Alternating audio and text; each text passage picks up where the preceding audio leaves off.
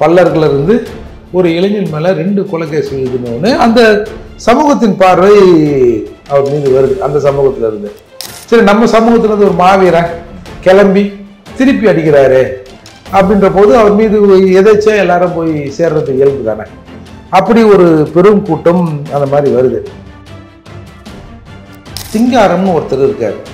சிங்காரம் தான் வந்து நம்ம பசுபதி பாண்டியன் அவர்களுக்கு வந்து ரைட் ஹேண்ட் மாதிரி. இந்த பிரச்சனையை கொண்டு வந்தவரும் அவர் தான் சொல்லுவாங்க. முதல்ல எந்த நாடாரும் போலீஸுக்கு போயிட மாட்டாங்க.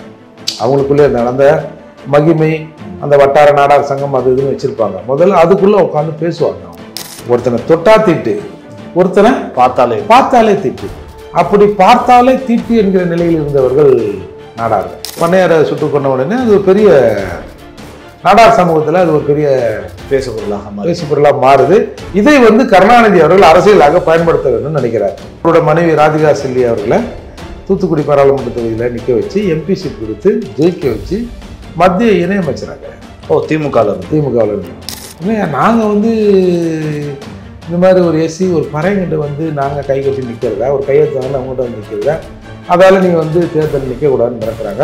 நேரடியாக கருணாநிதி அவர்களை வந்து செஞ்சு இந்த மாதிரி வந்து என்னை கொண்டுடுவாங்க, எனக்கு போலீஸ் பாதுகாப்பு கொடுங்க, இல்லைனா டெஃபினட்டாக செத்துருவேன். அப்படி கொலை செய்யப்பட்ட முருகேசன் உட்பட மற்றவங்க மனைவிமாருக்கு கருணாநிதி என்ன கொடுத்துருப்பாரு நீங்கள் யோசிங்க. உன் புருஷன் ரோட்டில் கொண்டாங்கல்ல, உன் புருஷனை ரோட்லேயே நின்று ஒரு 50-60க்கும் மேற்பட்ட உயிர்கள் பலியாயிருக்கும். இந்த இரு தரப்பிலும் கோட்டாவில் சீட்டு வாங்கி டாக்டர் ஆகிறான், தப்பா ஊசி போட்டு ஆளை கொள்ளுறான். அப்போ இந்த பகை ஒரு 10 வருடமானாலும் நீர் பூத்த நெருப்பா அப்படியே இருக்கு. இதை அணைப்பதற்கு அரசாங்கம் ஏதாவது ஒரு நடவடிக்கை எடுக்கணுன்ற அக்கறையில் தான் நம்ம இதை பேசுறோம்.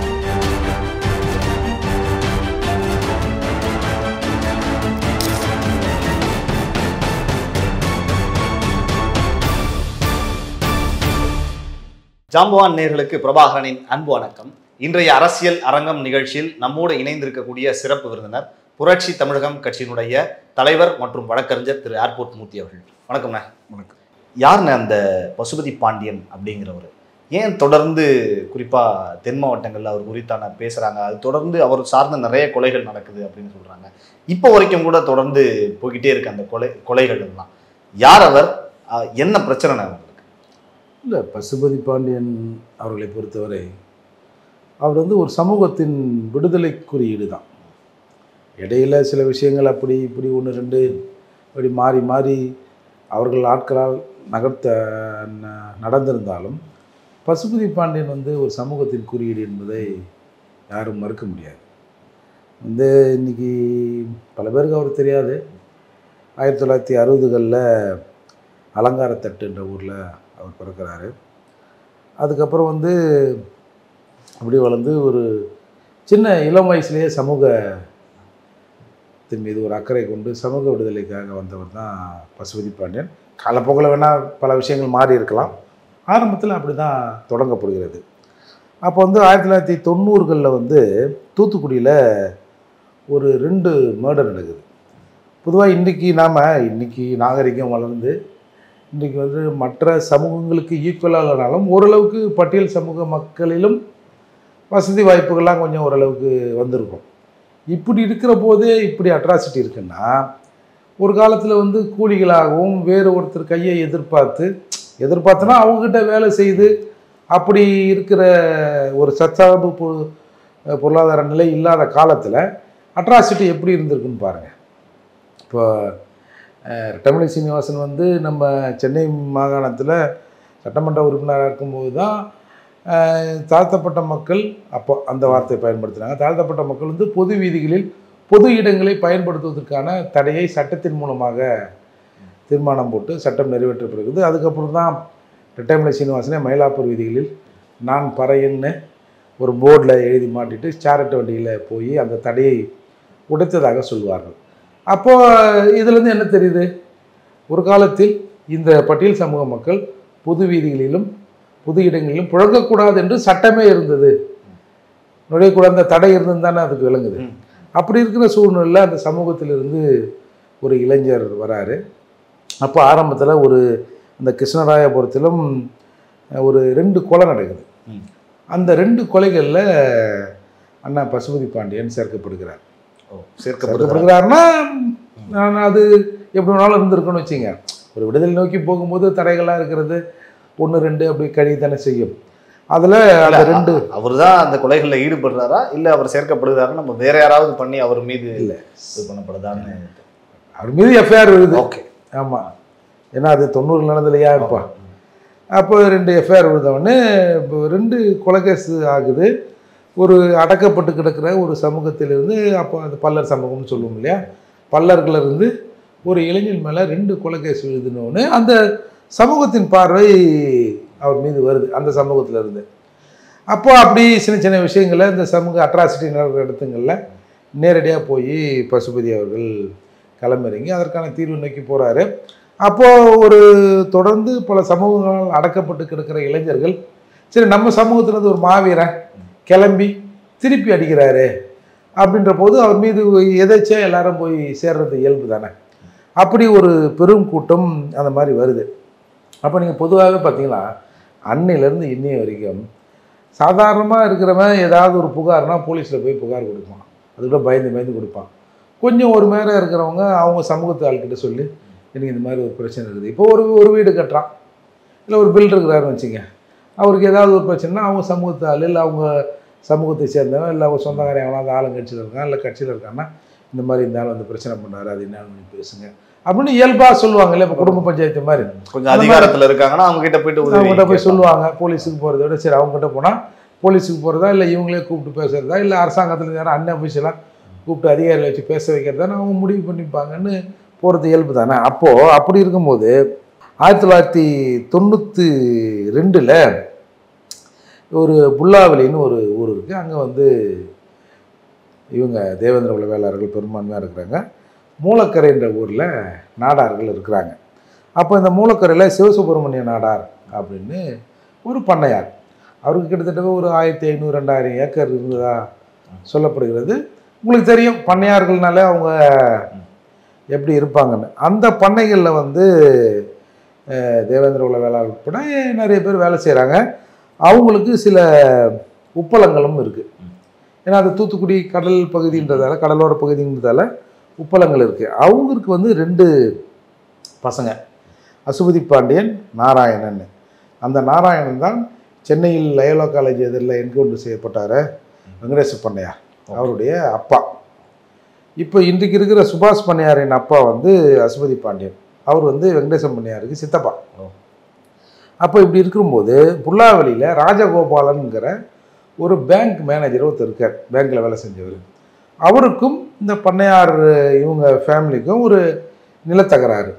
இதோடு கூட அந்த உப்பளங்களில் இந்த கூலி பிரச்சனை அது இதுன்னு வருகிற போது நேச்சுரலாக அந்த சமூக மக்கள் யாருக்கு அந்த சமூகத்தில் ஒரு ஐக்கியனாக இருக்காங்களோ அங்கே போய் சொல்கிறாங்க. அப்போ வந்து பசுபதி பாண்டியன்கிட்ட இந்த பிரச்சனையை ஒரே சமயத்தில் வரும்போது பசுபதி என்ன பண்ணுறாரு, பேசுகிறார். பேசும்போது ஒன்றும் அவங்க செட் ஆகலை. நான் பஞ்சாயத்து பேசுகிறாங்கன்னு நேரடியாகவே போய் பேசுகிறாங்க. அப்போ வந்து அந்த அவங்க அப்பா இருக்கார் இல்லையா சிவசுப்பிரமணிய நாடார், அவரோட பையன் பசுபதி, அவர் தான் பேசுகிறாங்க. ஒன்றும் இவங்களுக்குள்ளே செட் ஆகலை. உடனே என்ன பண்ணுறாங்க, 1993 இந்த பிரச்சனை 92 பேசப்படுது. 93 அவரை வீட்டில் வந்து மர்டர் பண்ணிடுறாங்க பசுபதியோட ஆட்கள், பசுபதி அண்ணனோட ஆட்கள். அதில் வந்து பசுபதி உட்பட இப்போ ஒரு 7-8 பேர் அக்யூஸ்டாக சேர்க்கப்படுறாங்க. அப்போது இது ஒரு பெரிய தாக்கத்தை உண்டு பண்ணுது. என்ன பண்ணையார் குடும்பம்னா அது ஒரு மிகப்பெரிய ஆளுமை மிக்க குடும்பம். அந்த குடும்பத்தில் வந்து எதிரில் நின்று பேசுவதற்கு தயங்கிய சமூகத்திலேருந்து ஒருத்தர் வந்து இந்த மாதிரி பண்ணிட்டார். நம்ம அந்த கொலையை வந்து நியாயப்படுத்தலை, நடந்த சம்பவத்தை சொல்கிறோம்.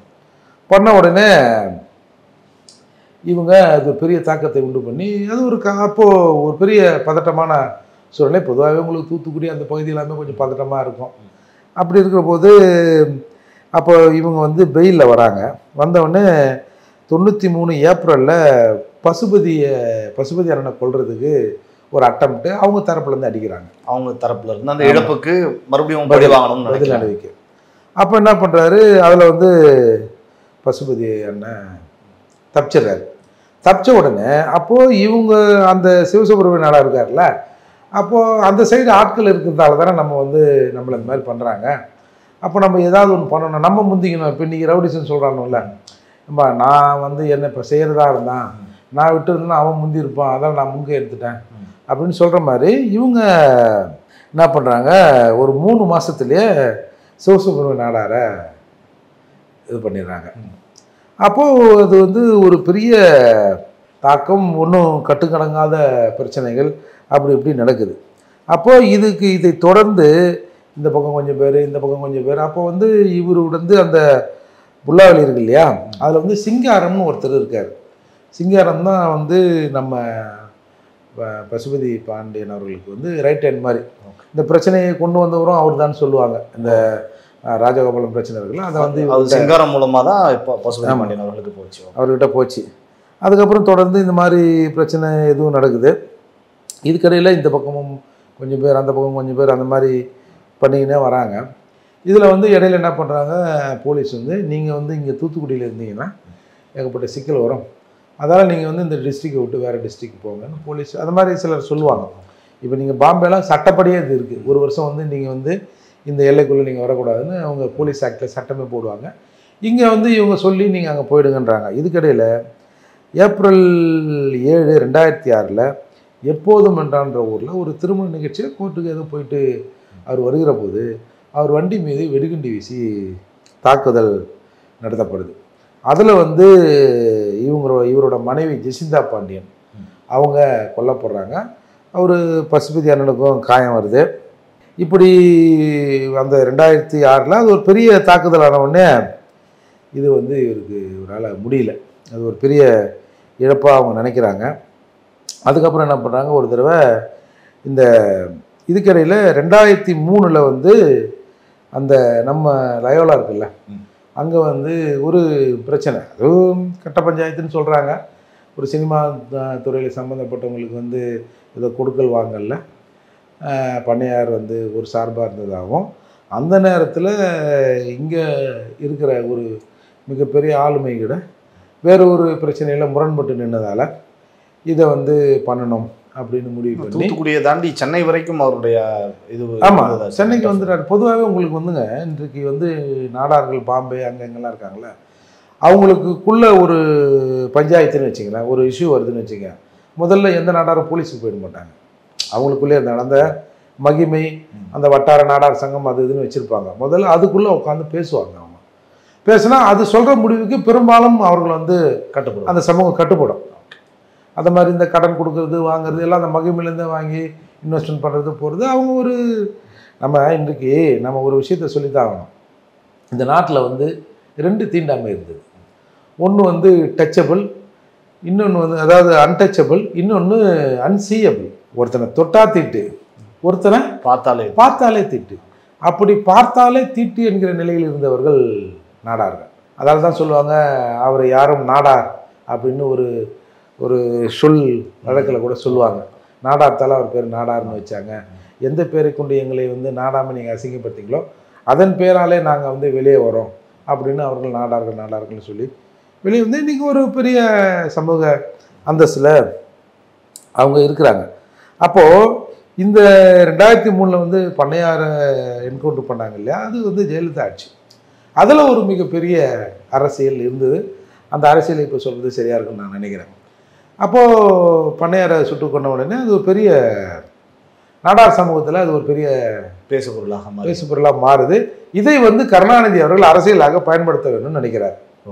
உடனே என்ன பண்ணுறாரு, அவரோட மனைவி ராதிகா செல்வி அவர்களை தூத்துக்குடி பாராளுமன்ற தொகுதியில் நிற்க வச்சு எம்பி சீட் கொடுத்து ஜெயிக்க வச்சு மத்திய இணையமைச்சராகிறார். திமுகவில் இருந்து. அப்போ இப்போ இவங்க இப்போ அரசியலில் இப்படி ஒதுங்கியிருக்காங்கன்னு வச்சுங்க. அப்போ அமைச்சராக்கிற உடனே அப்போது இவங்க சுட்டாங்க, இவங்க ஆதரிச்சாங்க, இவங்க நாடார் பக்கம் நிற்கிறாங்க. இப்போ உங்களுக்கு கனிமொழி அந்த லைன் உங்களுக்கு தெரியும். அப்படிங்கும்போது அந்த நாடார் வாக்குகள் வந்து கணிசமாக இவங்களுக்கு வரும்னு எதிர்பார்த்து அதை செஞ்சாங்க. அது ஓரளவுக்கு சக்ஸஸ் ஆச்சு. இதில் கருணாநிதியினோட எண்ணத்தை நான் எப்படி சொல்ல விரும்புகிறேன்னா, இப்போ ஒரு வெங்கடேசன் பண்ணையார் சுட்டுக் கொல்லப்படுகிறார். அவரோட மனைவிக்கு வந்து மத்திய இணையமைச்சராகிறாங்க. மேலவளவு முருகேசன் ஒருத்தர் கேள்விப்பட்டிருப்பீங்க. ஆமாம், மேலவளவு முருகேசன் உட்பட 7 பேர் வந்து கழுத்தறுப்பட்டு கொல்லப்பட்டார்கள். மேலவளவு ஊராட்சி வந்து ரிசர்வ் ஊராட்சியாக மாறுது. மாறின உடனே அங்கே இருக்கிறவங்க, யோ இல்லையா நாங்கள் வந்து இந்த மாதிரி ஒரு எஸ்சி ஒரு பறையங்கிட்ட வந்து நாங்கள் கை கட்டி நிற்கிறதா, ஒரு கையெழுத்து வாங்கினா அவங்ககிட்ட வந்து நிற்கிறதா, அதால் நீ வந்து தேர்தல் நிற்கக்கூடாதுன்னு மிரட்டுறாங்க. 2 தடவை தேர்தல் தள்ளி போடப்படுது. அப்புறம் காயில் ஊந்து வந்து தேர்தலை நடத்துகிறாங்க. நடத்துகிற உடனே நீ வந்து உன் தளர்ந்ததான தலைவர், உன் தலையை வந்து எடுத்துருவோம் அப்படின்னு அந்த சமூகத்தில் இருக்கிற ஒரு 4-5 பேர் மிரட்டுறான். எல்லாரும் ஒட்டுமொத்த சமூகமும் ஒரு பறையர் வந்து ஊராட்சி மன்ற தலைவராக இருந்தால் நாங்கள் அந்த ஊராட்சியில் இருக்க மாட்டோம் அப்படிலாம் இல்லை. அந்த சமூகத்தை ஒரு 4-5 நாதாரி இப்போ இருப்பான்ல வந்து சொல்கிறாங்க, போகிறாங்க, வராங்க. அப்போ வந்து போலீஸ் பாதுகாப்பு அவருக்கு போடப்படுகிறது. இதில் முக்கியமாக வெங்கடேசன் பண்ணையார் திமுக இல்லை, ஆனால் முருகேசன் திமுக. திமுக உறுப்பினர், அவர் தேர்தலில் திமுக சார்பாக தான் நிற்கிறார். அப்போ இந்த போலீஸ் வாபஸ் வாங்கணுன்னே திருப்பும் மிரட்டல் இருக்கிறதால நேரடியாக கருணாநிதி அவர்களை வந்து சந்தித்து, ஐயா அதாவது ஒரு கட்சியின் தலைமையை ஒரு தொண்டர் ஒரு பொறுப்பாளர் வந்து சந்திக்கிறார். செஞ்சு இந்த மாதிரி வந்து என்னை கொண்டுடுவாங்க, கொஞ்சம் போலீஸ் பாதுகாப்பு கொடுங்க, இல்லைனா டெஃபினட்டாக செத்துருவேன், என்னை கொண்டுடுவாங்க அப்படின்னு முறையிடுறாரு. இருக்கக்கூடிய கருணாநிதி முறையிடுறாரு. ஒன்று நீங்கள் ஒரு முதல்வராக ஒரு உன்னோட பிரதிநிதி தான் ஊராட்சி மன்ற தலைவர், அவருக்கு நீங்கள் பாதுகாப்பு கொடுத்துருக்கணும். அப்படி இல்லை, ஒரு கட்சியின் தலைவராக உன் கட்சியின் தொண்டனுக்கு ஒரு பிரச்சனைனா அவன் பக்கம் நீங்கள் நின்று இருக்கணும், நியாயத்தின் பக்கம் நீங்கள் நின்று இருக்கணும். இதை வந்து கருணாநிதி செய்ய மறுத்துட்டார். அது என்னன்னு தெரியல, என்ன ரீசன் தெரியல. என்ன இப்போ இவனுங்களெல்லாம் என்னத்தை கொடுக்குறோன்னு நினச்சாரா என்னன்னு தெரியலன்னு வச்சுங்க.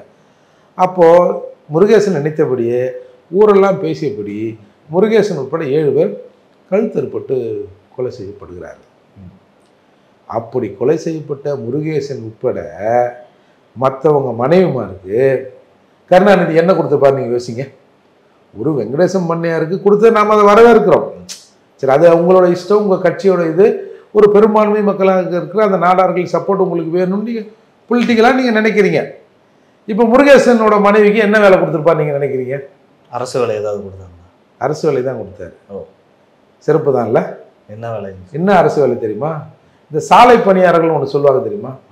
நீங்கள் சாலை பணியாளர்களை பெண்களை பார்த்துருக்க முடியாது. ஆண்கள் வந்து சாலை பணியாளர்கள்னா அந்த சின்ன சின்ன ரோட்டில் சின்ன சின்ன பேட்செல்லாம் ஆகும்ல, அந்த பேட்சை வந்து நிரப்புறது, அந்த இடத்துல பேட்ச் போடுறது. இந்த இப்போ மப்சல்ல இந்த வாராபதி இருக்குல்ல, வாராபதி அடைச்சிங்கன்னா அதை குத்தி விடுறது, முள்ளுகிள்ளு ரோட்டு வரும், சிறு வேலைகள்லாம். ஆமாம், பெருக்கிறது. இல்லை வேறு யாராவது ஒரு விஐபி ஒரு அமைச்சர் வரேன்னா அந்த ரோட்டை பெருக்கி கொஞ்சம் சுத்தம் பண்ணுறதுல அந்த வேலையை கொடுத்தாருங்க கருணாநிதி. அதை இப்படி கூட பார்க்கலாம். உன் புருஷன் ரோட்டில் கொண்டாங்கல்ல, உன் புருஷனை ரோட்லேயே நில்லு அப்படின்னு சாலை பணியாளர் வேலையை கொடுத்து அழகு பார்த்தவர் கருணாநிதி. அப்போது இப்படி வந்து நடக்கிற போது இவங்க என்ன பண்ணுறாங்க, இந்த ராதிகா செல்வி வந்து 2004 வந்து எம்பியாக கொடுத்த உடனே அவங்க வந்து நிற்கிறாங்க, போகிறாங்க, இணையமைச்சராக. அப்போ 2005 என்ன பண்ணுறாங்க, அந்த என்கவுண்டருக்கு ஒரு சிபிஐ என்கொயரி அவங்க கேட்குறாங்க. கேட்டு அதுக்கப்புறம் அது நிறைவேறல, அப்புறம் அது முடிஞ்சு போச்சுன்னு வச்சுங்க. இப்போ இந்த நிலைமையில் 2012 தான் நம்ம வந்து இவர் வந்து வேறு அந்த திண்டுக்கல் பக்கத்தில் இருக்கிற நந்தவனப்பட்டின்ற ஊரில் போய் கொஞ்சம் ஒதுங்கினா அவங்க சமூக மக்கள் இருக்கிற ஊருங்கிறதால அங்கே போய் அமைதியாக நிற்கிறாரு. அந்த ஊருக்குள்ளே வந்து யாரும் எளிதாக போக முடியாது. அப்படி இருக்கிற போது ஒரு நாள் வந்து 2012 ஜனவரியில் வந்து அவர் வந்து படுகொலை செய்யப்படுகிறார் அவர் வீட்லேயே. அப்போது கூட இருந்தவங்க எங்கேயோ கடைக்கு போனதாக சொல்கிறாங்க. அப்போது அந்த ஊர்லேயே ஒரு நிர்மலா தேவின்னு ஒரு பெண், ஒரு குணமான உதவி செய்யறதுக்கு வயதான பெண்மணி, அவங்க மூலியமாக எதிர்த்தரப்பினர் வந்து தகவல் அவங்க மூலமாக கிடைச்சதுன்னு சொல்கிறாங்க, செட் பண்ணி அவங்க அது பண்ணுறாங்க. அப்போது அதில் வந்து இன்றைக்கி அவங்க சமூகத்தில் இருக்கிற இன்னொரு ஒரு ஆளுமை கூட அதில் வந்து கொஞ்சம் உடன்பட்டு இந்த கொலைக்கு உடன்பட்டு இருந்தார்ன்ற மாதிரிலாம் ஒரு தகவல் வந்தது. அப்புறம் அவங்களுக்குள்ள அந்த ஒரு குரூப்பாக அவங்களுக்குள்ள மோதல், இந்த குரூப்பு அந்த குரூப்புன்னு மோதல்லாம் அப்படி இருந்தது. அப்போது இதில் என்ன ஹைலைட்னா, பசுபதி பாண்டியன் அவர்கள் வந்து 2012 படுகொலை செய்யப்படுகிறார். ஒரு இந்த குரூப்போட தலைமைன்னு வச்சுங்க. அப்போ என்ன நடந்திருக்கணும், இந்த குரூப்போட தலைமை போன பிறகு இந்த சண்டையை ஓஞ்சிருக்கணும் இல்லை, முடிவுக்கு வந்துருக்கணும். ஆனால் இன்னும் கிட்டத்தட்ட 12 வருடங்கள் ஆகுது, இன்னமும் அந்த சண்டை வந்து ஓயல். இதில் வந்து என்ன பண்ணாங்க, இவங்க ஒரு சீசனில் வந்து இதுக்கெல்லாம் காரணம் வந்து இந்த சுபாஷ் பண்ணையார் தான். அப்போது அவங்க தாத்தாவும் போயிட்டார், அப்பாவும் போயிட்டார், வெங்கடேஷ் பண்ணையாரும் இல்லை. அப்படின்னும்போது இவர் தான் இதை இயக்குறாருன்னு சொல்லிட்டு அவங்கள ஒரு அட்டம்ப்ட் அடிக்கிறாங்க. அப்போது அவர் அதில் வந்து மிஸ் ஆகிடுறாரு. கூட இருந்த 2 பேரை வந்து போட்டுடுறாங்க. இப்போது இன்றைக்கி சொல்லப்போனால் கிட்டத்தட்ட இன்றைய லெவலில் ஒரு 50-60க்கு மேற்பட்ட உயிர்கள் பலியாயிருக்கும். இந்த இரு தரப்பிலும். அந்த பெண் கூட ஆமாம், அந்த பெண் வந்து இது மாதிரி அண்ணனை காட்டி கொடுத்துட்டா அப்படின்னு அந்த பெண்ணை தலையை வெட்டி கொண்டு வந்து இவரோட அந்த பேனரை கீழே வச்சுட்டு கோஷம் போட்டது போனாங்க. அந்த சம்பவத்தில் கூட இப்போ அண்மையில் படுகொலை செய்யப்பட்ட நபர் சம்பந்தப்பட்டிருப்பதாலாம் செய்தி ஆச்சு. அந்த வழக்கில் அவங்க எஃப்ஐஆர் அதில் குற்றவாளியாக இருந்தாங்க. இப்போ இதில் என்னென்னா, தொடர்ந்து இவங்க ஒரு தனிப்பட்ட பிரச்சனைக்கு தொடங்கிய இந்த பிரச்சனை ஒரு சமூக பிரச்சனையாக மாறிடுச்சு. இப்போ அடக்கப்பட்டு கிடக்கிறவங்க வந்து பற்றியா என்ன ஆள் பற்றியா, அவன் சட்டையை பற்றியா, பேண்ட்டை பற்றியா, காலில் ஷூவை பற்றியா அப்படின்னு ஜென்ரலாக இன்றைக்கி ஒரு டாக் இருக்குல்ல, அந்த மாதிரி இன்னும் பல மக்கள் இருக்க தான் செய்கிறாங்க. பற்றியா இதுங்களாம் இன்றைக்கி வந்து பேசுகிற அளவுக்கு ஆகிப்போச்சு, இதுங்களாம் வெள்ளச்சட்டை போடுற அளவுக்கு ஆகிப்போச்சு அப்படின்ற ஒரு அட்ராசிட்டி இருக்குது. நாகரிகம் வளர வளர மனித குலத்துக்குள்ளே ஒரு ஒற்றுமை இதில் வளரணும். ஆனால் நாகரிகம் வளர வளர படிச்சுட்டா வந்துடுவாங்களா அப்படின்ற மாதிரி ஒரு போக்கு சமூகத்தில் இருக்குது. இன்றைக்கி நீங்கள் பார்த்தீங்கன்னா பொதுவாக எங்கன்னா ஒரு ஆஃபீஸ் போனான்னு வச்சுங்க, கொஞ்சம் யாராவது கொஞ்சம் கருப்பாக இருந்தான்னா எல்லாம் கோட்டாவில் வந்துடுதுங்க போல இருக்குதுங்க, இதுங்களுக்கு ஒரு திறமையும் இல்லை, எல்லாம் படிக்காமே நீங்கள்லாம் வேலை கிடச்சிருங்க உங்களுக்கு அப்படின்னு ஒரு ஜென்ரல் டாக் நீங்கள் கேள்விப்பட்டிருக்கீங்களா? ஆனால் தமிழகத்தில் வந்து 69% இடஒதுக்கீடு இருக்குது. இதில் 19%, 18, இப்போ அந்த எஸ்சிஏக்கு ஒரு 3ன்னு வச்சுங்க, மொத்தமாக ஒரு 19%. 19% பட்டியல் சமூக மக்கள், மிச்சம் 50% மற்ற சமூக மக்கள், பிசி, எம்பிசி இந்த மாதிரி தானே. அப்போது இடஒதுக்கீடுங்கிறது இங்கே எல்லாருக்குமே இருக்குது அப்படிங்கிற சிந்தனை இங்கே யாருக்கும் வரமாட்டேங்குது. படித்தவங்க என்ன சொல்கிறான், நம்ம பிள்ளைக்கு வேலை கிடைக்கணும்னா ஏதோ எஸ்சி ஆள் தான் நம்ம பிள்ளைக்கு வேலை கிடைக்கல அப்படின்ற மாதிரி யோசிக்கிறாங்க. ஒரு எஸ்சி படித்த இளைஞனுக்கு வேலை கிடைக்கலன்னு வச்சுங்க, அவன் அந்த எஸ்சி பட்டியலில் இருக்கிற இன்னொரு பிரிவு பையன்கிட்ட தான் அவன் தோற்றுருப்பான். ஒரு பிசிக்கு வந்து வேலை கிடைக்கலன்னு வச்சுங்க, அந்த பிசி பட்டியலில் இருக்கிற இன்னொரு பிரிவுகிட்ட தான் அந்த பையன் தோற்றுருப்பான். எம்பிசியும் அதுதான். இந்த வாதமே இங்கே புரியாமல் இருக்குது. இடஒதுக்கீடு கோட்டா அப்படின்னா வந்து இவனுக்கு தான். இப்போ நீங்கள் இதில் என்னென்னா, இது நேரடியாக எங்களை பாதிக்கிறதால, இப்போ நீங்கள் ஒரு படம் பார்த்துருப்பீங்க, கோட்டாவில் சீட்டு வாங்கி டாக்டர் ஆகிறான், தப்பாக ஊசி போட்டு ஆளை கொல்லுறான் அப்படின்னு இந்த பிச்சைக்காரனில் ஒரு பாட்டு. அப்போ இதுக்கு அந்த 69 பேர் கோவம் வந்திருக்கணும்ல, டேய் நாங்களாம் தான் கோட்டா, நாங்களாம் தான் ரிசர்வேஷன் அப்படின்னு கோவம் வந்திருக்கணும்ல. எவனாவது வந்து இதை பற்றி பேசினானா, எங்களை போன்ற ஆட்கள் அது கண்டனம் தெரிவித்து புகார்லாம் கொடுத்தோம். அப்போது கோட்டாவை அனுபவிக்கிற அந்த இடஒதுக்கீட்டை அனுபவிக்கிறவங்க கூட இடஒதுக்கீடுனா எஸ்சிக்கானது அப்படின்னு ஒரு மைண்ட் செட் இருக்குல்ல, அதில் தான் இந்த கலவரம், இந்த ஜாதி சண்டை மேலும் மேலும் விரிவுபடுத்தப்பட்டதாக தான் நான் உணர்றேன். ஒரு தமிழ் ஜாதிக்குள்ளே ஒரு ஒத்துமை வரல, ஒரு தவறு நடந்து போச்சு, சரி இழப்பு இந்த பக்கமும் இருக்குது இந்த பக்கமும் இருக்குது. அப்போது இதுக்கு யாராவது ஒருத்தர் மத்தியஸ்தமாவது பண்ணணும். அரசாவது என்னையா ஒரு 2 சமூக மக்கள் வந்து நீங்கள் வந்து அடிச்சுக்கிறீங்க, இது ஒரு 2 குரூப்புன்ற மாதிரி ஆகிறது இல்லைல்ல, ஒரு சமூகங்கிற மாதிரி தானே பார்க்க. இப்போது பசுபதி அண்ணன் கூட இருந்த சிங்காரம் வந்து அவர் வந்து கால் கீழே விழுந்து ஒரு கால் நடக்க முடியாமல் கொஞ்சம் தாங்கி நடக்கிற கண்டிஷனில் அவரை கோர்ட்டுக்கு கொண்டு வராங்க. கோர்ட்டுக்கு கொண்டு வரும்போது போலீஸோட வண்டியில் போலீஸோட வெப்பனோடு இருக்காங்க, துப்பாக்கியோடு இருக்கிறாங்க. ஒரு 2 டூ வீலரில் வரவங்க ஒரு மிளகா கரைசல்னு சொல்கிறாங்க, மிளகாத்தூள் உண்றாங்க, ஆக்சுவலாக அது மிளகாத்தூள் இல்லை பொழுது செங்கல் கரைசல் பொழுகுது. வந்து ஊற்றின உடனே ஒரு நம்மளை மீறி அது வந்து ஒரு ஜர்க்காகும்ல. அப்போ அந்த நேரத்தில் போலீஸ் ஜீப்பு அந்த வாகனம் நின்ன உடனே வாகனத்தில் இருந்து போட்டு அந்த சிங்காரத்தையே வெட்டுறாங்க, கொல்லப்படுகிற சிங்காரம். அப்போது மெயினான நபர் பசுபதி அண்ணன் இறந்துட்டார். பசுபதி அண்ணன் கூடவே இருந்த சிங்காரமும் இறந்துட்டார். இந்த பக்கம் அந்த நம்ம சிவசுப்ரமணியன் நாடார் அவரும் இறந்துட்டார். பசுபதி பாண்டியன்ற சுபாஷ் பண்ணையாரின் அப்பாவும் இறந்துட்டார். அப்போ இந்த பக்கமும் பல ஐக்கான்கள் இறந்துருக்காங்க, இந்த பக்கமும் ஐக்கான் இருந்திருக்காங்க. ஆனால் இந்த சண்டை இன்னமும் தொடர்கிறது, அந்த பகை இன்னமும் தொடர்கிறது. அதோட நீட்சி தான் இன்றைக்கு வந்து இந்த தீபக் படுகொலை. இப்போ நம்ம இந்த ஹிஸ்ட்ரியில் கூட இன்னும் பல படுகொலைகளை நம்ம சொல்லலை. மாறி மாறி இவங்க போடுறது, அவங்க போடுறது, இவங்க போடுறது, அவங்க போடுறது, அந்த மாதிரியான சூழல் வந்து அது எப்படி அந்த தூத்துக்குடினாலே அது வந்து இந்த பாம்பு அடிக்கிறது இதெல்லாம் சர்வசாதாரணமான நிகழ்வாக இருந்தது. தூத்துக்குடியிலையும் ஏகப்பட்ட ஒரு ஸ்ட்ரிக்டான அதிகாரின்னு சொல்கிற படம் எல்லாரையும் போட்டுக்கிட்டு பார்த்தாங்க, ஒன்றும் இல்லை. அங்கெல்லாம் வந்து இப்போ நீங்கள் இப்போ சென்னையில் கூடங்க பல கூலிப்படைகள் வந்து பாம்பு அடிக்கிறாங்க, இந்த கையெறி கொண்டு வீசுகிறாங்க அப்படின்னா அது அதில் ஏதாவது ஒரு தென் மாவட்டத்தை சேர்ந்த இவங்க யாராவது அதை சம்மந்தப்பட்டிருப்பாங்கன்ற மாதிரி இன்றைக்கி வெட்ட வெளிச்சமாக போச்சு. அப்போது அந்த பூமி வந்து அந்த விருதுநகர் சிவகாசிலாம் கந்தக பூமின்னுவாங்க. அங்கே வந்து இயல்பாக அந்த பட்டாசு அது இதுன்னும் போது அந்த வெடி பொருட்கள் ஈஸியாக புழக்கத்தில் இருக்கிறதால அது அப்படியே தூத்துக்குடி பெரிய. அது மட்டும் இல்லாமல் தூத்துக்குடி வந்து ஒரு பெரிய பிஸ்னஸ் நடக்கிற இடம், ஹார்பர் இருக்குது. அப்போது அதில் வந்து போகிறது வர்றது, அதில் வந்து காசு வாங்கிறது, அதை ஹார்பரை தன் கண்ட்ரோலில் வைக்கிறது, ஊரில் என்ன பிரச்சனைன்னு பார்த்து அதை தன் கண்ட்ரோலில் வைக்கிறது. இந்த போட்டியிலும் சில விஷயங்கள் இந்த சாதியை கடந்து தனிநபர்களுக்காக இது சில போது பயன்படுத்தப்படுகிறது. ஆக மொத்தம் ஒட்டுமொத்தமாக இந்த பக்கமும் 4 பேர் அந்த பக்கம் 4 பேர் முக்கிய நபர்கள் இறந்திருந்தாலும் இந்த சென்டரை இன்று ஓயுமா, இல்லை நாளைக்கு ஓயுமா, இல்லை நாளைக்கு ஓயுமானா யாராலும் திட்டமிட்டு இது இப்படி முடிஞ்சிருன்னு சொல்ல முடியாது. 2024 இந்த இவ்வளவு ஆண்டுகள் கடந்தும் கூட இப்போ தீபக் ராஜா வரைக்கும் அதான் சொல்கிறேன்.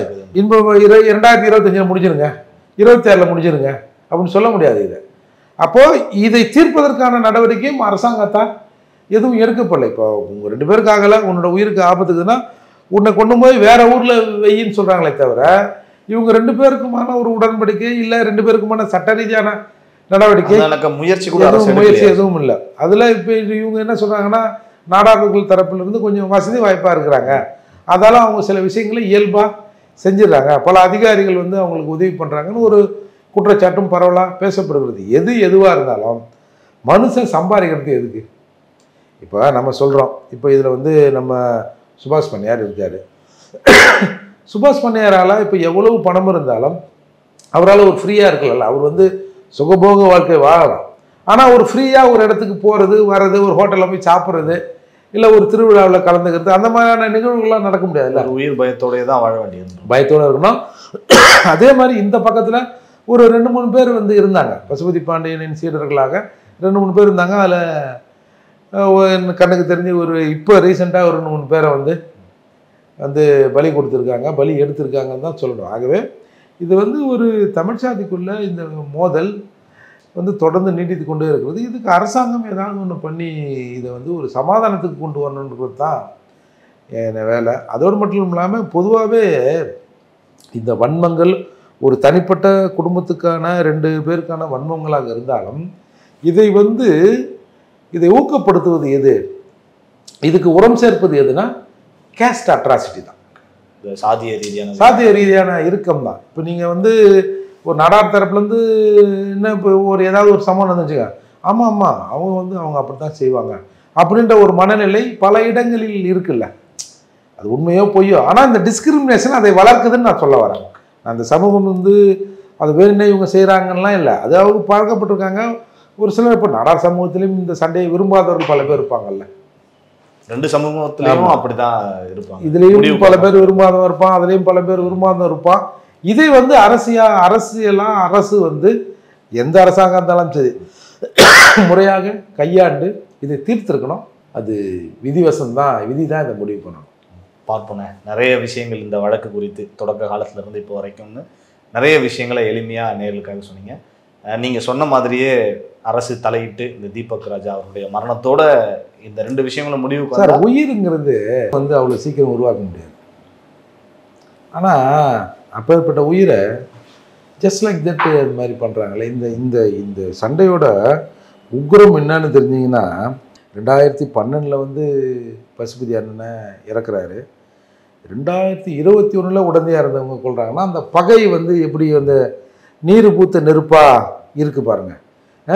2016 நான் அந்த சொன்னல சுபாஷ் பண்ணையாரை அட்டன் பண்ணாங்கன்னு, அந்த 2016 அப்போது இந்த பகை ஒரு 10 வருடமானாலும் நீர் பூத்த நெருப்போ அப்படியே இருக்குது. இதை அணைப்பதற்கு அரசாங்கம் ஏதாவது ஒரு நடவடிக்கை எடுக்கணுன்ற அக்கறையில் தான் நம்ம இதை பேசுகிறோம்.